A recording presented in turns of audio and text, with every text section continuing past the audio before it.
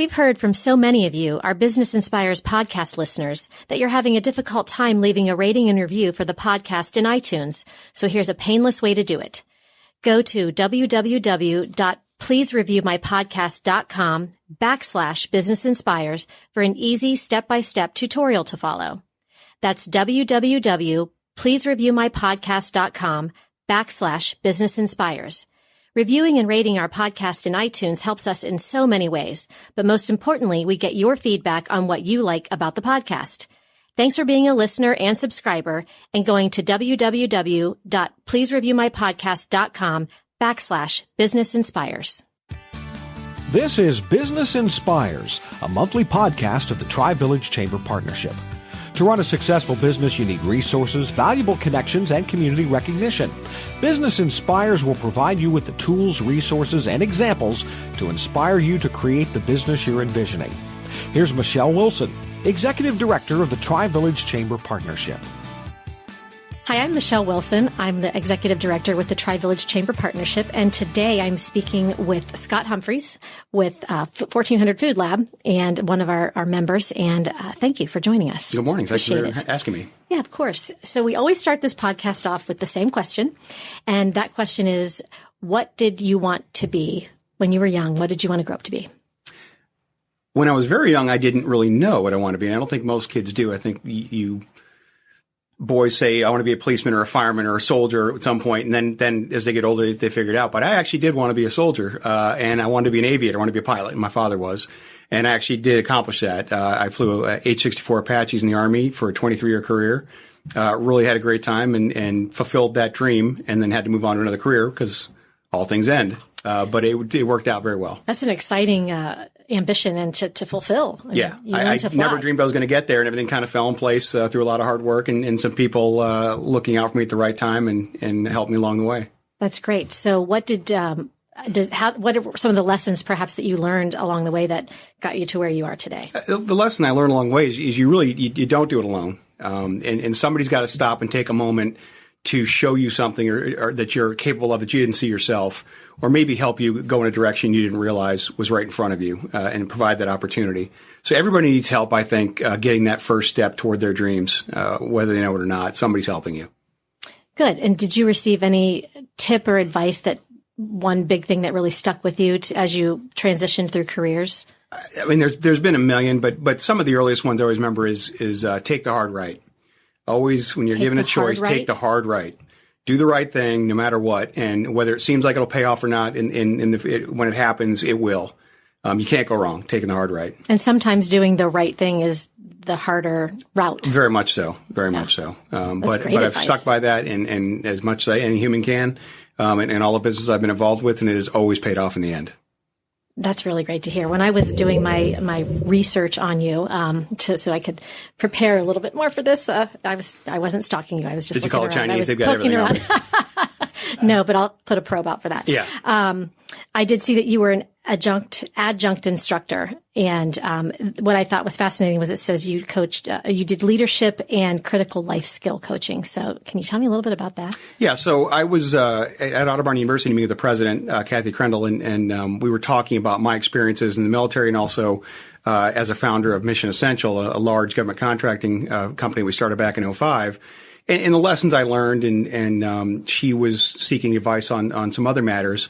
And then she asked me if I would consider teaching a course in their first-year seminar series, which is designed for freshmen to have a class that they can choose from a myriad of subjects that they're interested in that isn't necessarily so intensive like a calculus class or something else. They can pursue an interest. Yeah. And so I thought that leadership and life skills would be a great thing, because I see so many young people that don't understand what leadership truly is and the value of it.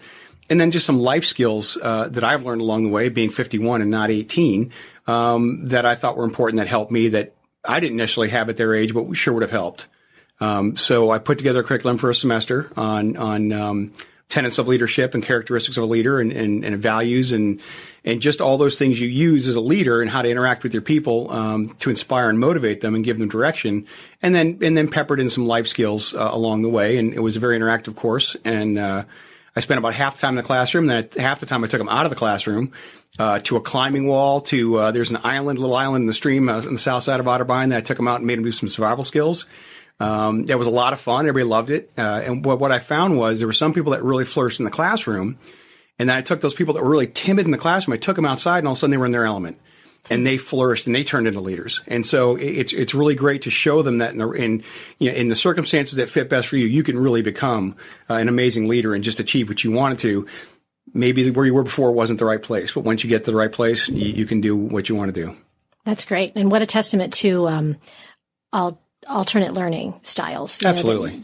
Some kids really flourish in the classroom and being lectured to and looking at the books, and then some people really flourish. Otherwise. Yeah, I'm a hands-on guy. Looking at books kills me. Yeah, me too. I gotta see it. I gotta touch it. I gotta break it and then fix it, and then I get it. I can't just read a book. It just doesn't correlate for me. So seeing it, touching it, breaking it, then fixing it kind of leads into where you are today, at least where I expect you great are segue. today. It was a great segue, wasn't it? With the 1400 Food Lab. So I'd love to talk about that, and because really that's why we're here. But that it used to be the commissary, and when you came in, you had this great opportunity to keep the members that were there and the creators that were there, but give them a whole new experience. So what was your vision a year ago versus where it is today? Well, so it all started when my partner, Brad DeHaze, bought the building that used to be Custom Coach and started refitting it for his businesses. And then the woman who started the commissary came and these shared kitchens were starting to pop up across the U.S. Mm-hmm. And she wanted to give one a go here. And she put it together and just didn't have the business savvy or acumen to make it work. It fell on hard times immediately and never recovered. And so Brad asked me to take a look at the model and said, hey, can we make this thing work? And I went through the books and said, absolutely, we can make this work. We need to just apply some business concepts to this thing and some leadership, and we get this done. But more importantly, I didn't want to see the 50 or so people that were working out of that kitchen have no place to go tomorrow because they never knew if it was going to shut down the next day or not. Wow. And these are small business entrepreneurs starting a food business, which is very hard to get into with any kind of solidarity. Most restaurants fail, as everybody knows. Mm-hmm. And they needed a place to work. And I didn't, as an entrepreneur myself who's had a hand up from people, I didn't want to see them have no place to go the next day. So we determined to go in and give it a shot. And so I took it over, and the goal was really to solidify what was there, recapitalize the business, and make it a place that was really you had some surety going forward that it was going to be there and you could grow a business and make it even better than it was. And so that's what we did. And so we improved the kitchen, improved the event space. It really just from top to bottom went through the whole space and made it better than it was, and gave some reassurance to the clients that, hey, this is going to be here for the long term. And we've since then doubled the amount of clients we had a year ago. Just about doubled, yeah. My goodness. Yeah. And I walked through the other day. And did you? I met with Karen and Christine, and I hadn't seen it since a year ago when you and I met, and it looks amazing. The event space is just hands down beautiful and very welcoming, and I think versatile. I think that's what's really cool about it too, is I think it has so many options for potential clients. It is a great space because the space in general is very industrial. But it's got some areas that are kind of cool, industrial, and that you wouldn't expect when you're transitioning from the kitchen over to the hallway to the event space. The three are very, very different spaces, but it all fits together very well. And people like that it's a working commercial kitchen, and there's always something going on, and you're in this space that just feels so real because it is. Oh, right, yeah. Absolutely.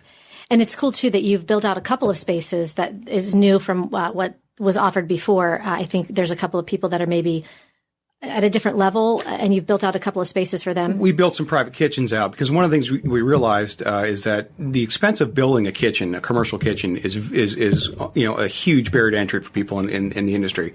You've got to have a lot of money to build that, or buy or rent a place. And so when a business gets to a certain point, it's got to grow.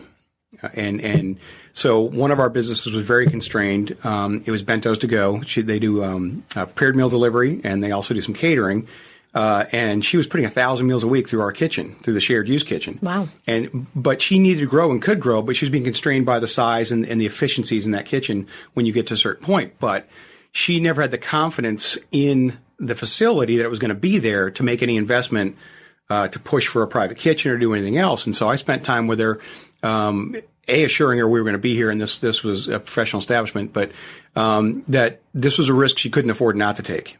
Because at some point you've got to make that leap. Mm-hmm. And there's not always going to be a big net there, but there's a little net there, and you've got to try it if you want to grow. And so we built out a 1,440 square foot kitchen for her with her own walk-in and her own kitchen. And she is so efficient now and growing so well that instead of, an 8 or 9 hour day, they're out of there in 6. So because everything's in one place, mm-hmm. and they've got their routines down and their procedures down, and they're doing exceptionally well. They were hopping the other day. They always are. Yeah. And that was the point. You have to give them that intermediate step so that my goal is to kick her out in 3 years. I was just going to ask that question. Is there a timeline or a plan for them to then take the next leap? Absolutely. You can't stay there forever. Right. You got to keep growing, kind of grow or perish. So, I want her to get her solid ground, get the growth going, get her finances, make sure everything is in place that when she's ready, 3 years total, she should be able to move into a brick and mortar space that she either buys or rents and that supports her business long term. This is an intermediate solution that I think will work well for a lot of people. And after she gets it, somebody else has got to get their shot. That's great. Yeah. And it sounds like having you as a landlord owner is kind of nice because this is your expertise too. I do have a lot of experience in that. I've made a lot of mistakes, and so my goal is to help people not step on the same landmines I did. So I try to put flags in the ground. So I walk around and say, look, you don't want to do this. I can tell you what happens. Yeah. So, I went to college the hard way sometimes, but it's worked out very well, and I try to make time for those folks that approach me and say, hey, I'm thinking about doing this. I want to rent a place. And I'll tell them what I know. I don't know everything, but I can give them some basic concepts and what I believe, and then they're on their own to make that decision. I can't make it for them. Right. But it is great. And I really do like having the ability to coach and mentor these folks, as has been done for me. Yeah. I mean, well, good for them. Good for you. I mean, I think it's great that you stepped in and turned things around, number one, and you've doubled your tenancy, but that it's a full package. It is. And it's not just the small business incubator piece. It's also then the ability to use them for the event space. So if people have an event there, they have to use our people. Right. Right. And we've got many, many wonderful chefs to work with. And the events there are always fantastic. But so it also gives them a place to work as well as work with clients that are having parties or we've had a bat mitzvah there. We've had just a multitude of different parties and team building events with corporations like Nationwide and Safe Light. And it's a great space. So you've got multiple revenue streams in the sense that you've got the shared commercial kitchen. You've got 2 private kitchens now that are full-time operational. Mm-hmm. You've got the event space, which also is a revenue stream. And then we have food trucks that work out of there as well as their base camp. So 16 food trucks work out of there. They're able to come through the drive-through, clean their trucks out, do their dishes, load and unload their trucks in cold storage and dry storage, and they pull around back. And each one of their spots has got 30 and 50 amp electrical service and water. Because they're rolling kitchens, but when they stop rolling, they need to keep things going. The refrigerators and freezers need to function. So all these different things come together to make a really varied experience of what you can do when you're there, and all the interaction of the different people makes it exciting. Now, I've been through this space. So where the rolling food truck area is in the back, the old bus. The custom coach area. Yes, area. It's huge. But is that also available as event space? It is, yeah. So in the case of a bar mitzvah we did, I said bar, but it was a bar. We use that whole place as an area for the DJ, a dance floor, and then seating along that long drive-through, which is where they used to pull the custom coaches through. Yeah. And then we use the dining area as a quieter area for the older guests that didn't want to be around the craziness. Sure. And a bar was set up there. And then the library area also functioned as a cocktail area and some places for events. So we use the entire facility when is necessary. Well, in this area, we're so chock full of small businesses that we don't have a lot of event space in the TriVillage area that's large. Right. It can hold pretty large parties. So that, it was kind of selfish that I asked that question because now I know that we can use the entire space and I can refer that space out and use it. It works very well. Yeah. And all the part of it flows very well. And it's, like I said, when you open all the glass doors that separate the areas and walk through the space, it's got a great flow and a great feeling to it that a lot of special stuff is happening there. It does have a great flow. I do love that. So I'm excited to use it at some point. But tell me about some of the events. You guys have a lot of events going on. Who organizes those? How do you decide what events to hold? Well, so first of all, Karen Chester is our general manager, and then Christine Hawks is our events coordinator. So those two women really run the show. I just show up and say yes to what they need. But so we have classes ongoing all the time. Anything from knife skills to how to make curry to we had a whole hog butchering class where we had a farmer come in and you paid for your hog and you spent the morning butchering this hog. Oh, my goodness. You didn't kill it on site, but you butcher the hog and you package all your meat and you go home with a freezer full of meat that you were actually taught how to butcher. I mean, my gosh. Really, really interesting stuff. Yeah. And so we have classes on cooking and any variety you can think of that are always ongoing. And so those are online and on the calendar, and you can see what's going on. You can sign up for the newsletter and get the activities mailed to you. So those are really programming events. And then when it comes to private events, we have pretty much just corporate and private is what it breaks down to. The corporations come to us for unique team building events. So we'll have teams of their employees get together and work with a chef or even a food truck, and they'll have to prepare a meal. And then they all sit down and share the meals, and then they vote. They judge on the meals who had the best meal. And oftentimes they'll make up marketing jingles and try to market their product to each other. And it turns into a really great time. Oh, my gosh, yes. And so we've had many of corporations come back several times with different sets of teams that do this because they really enjoy themselves. You're making food. It's good food. You're having fun. You get to have a little wine after you're done working with the knives. After you're working with the knives. You can have a few drinks and have fun with the marketing schemes and really go as crazy as you want to go. And in the end, they really do leave feeling much more close and collaborative than they did when they got there. So it's fun for us to watch ideas. too. Oh my gosh! And it sounds like there's a ton of ideas. You could do so many different. You can things. do almost anything. Yeah. Well, I even noticed there was a class you had recently that was how to cook for your dog. Yes. I mean, this isn't just about human stuff. There's pet nutrition and how to cook, proper nutrition meals for your dogs. We have people that make soaps, all natural soaps out of our facility. Revolution Experiment. Yes. He does simple. They do Simple Times mixers that are all natural cold pressed juices with fresh ginger and what have you. And I will say that my wife and I are pretty addicted. It's good stuff. It's very good. It's all natural, and so we go through a little bit of that. But it's a really, you get everything from hot sauce to salsa to peanut brittle to chili. You can't believe how many things are made in that facility just from wonderful local craftsmen. That is really, really cool. And so if somebody's having an event there, they have a bazillion options. Absolutely. Who to work with. If you sit down with Karen or Christine and you tell them what you're thinking, they can give you 100 different directions to go and help you narrow it down very quickly based on, who's coming, what you really want to achieve, the feeling you're looking for. Is there a theme? Yeah. And they'll narrow it down very quickly to a bunch of our makers and then give you some options, and you can put it all together a la carte. That's great. Love it. And so moving throughout your career, did you have any idea that you'd end up doing something like this? No. So it's really funny because one of these, Karen always says to me, she says, "Oh, you wanted to own a food incubator." I said, "No, I never wanted to own a food incubator. I worked in restaurants growing up, like I think many people did. But I never imagined I'd get into the business. And I own some other restaurants with some partners, but business is business. And that's really what it comes down to. Once you understand business and the business of people, and people in business, it doesn't matter whether you're doing food or you're running a car wash or an insurance agency. It's all about people and accomplishing a mission. And so it fit in quite well with what I've been doing. Everybody's just trying to succeed and strive to achieve, and they've got some obstacles to overcome, and they've got a passion and a skill set, and it's just helping them leverage that and apply it to be successful. And that's worked very well so far. That's great. And so what is Scott's passion? Scott's passion is helping others. Is what it's really become. Because somebody was there to help me when I was trying to figure out when I was a young man what I wanted to do and how I was going to get there. And then throughout my career, as I look back, there's always been someone that stepped in at the right time.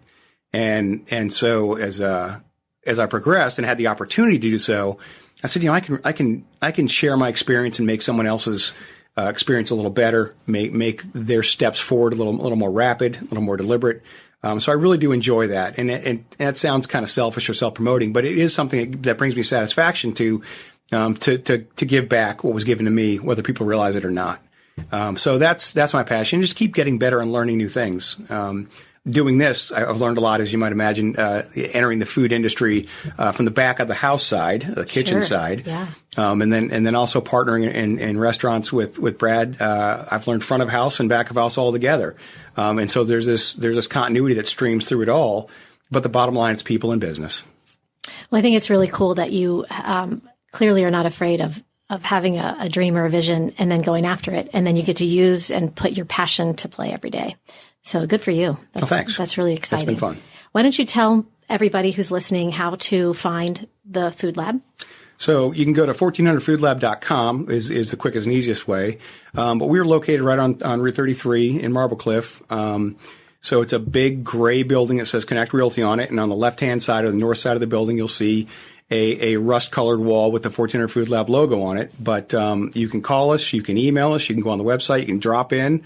But the best thing to do is come in for a tour, walk around and understand what the facilities are and what you can do there, meet our staff, and go from there. Great. You have a great staff. You have a great facility. I'm so proud that it's in the TriVillage area. And well, thank you. Thank you they so make much it all work. Of course. But thank you for joining us today. Thank you very much for having me. Thanks for subscribing, downloading, and listening to Business Inspires, a monthly podcast of the TriVillage Chamber Partnership. Our innovative and active chamber is successful because of our smart and engaged members who cultivate our strong business community. With more than 60 years as an integral part of the Grandview, Upper Arlington, and Marble Cliff communities, the TriVillage Chamber Partnership is dedicated to a single purpose: the success of the business community. You can find a link to our website in the podcast notes to learn more about the TriVillage Chamber Partnership. For information about this podcast, to schedule a guest appearance, or to find out more about sponsoring this podcast, our contact information is in the podcast notes. Make sure you rate and review our podcast on iTunes. That helps us spread the word about Business Inspires. Circle270media.com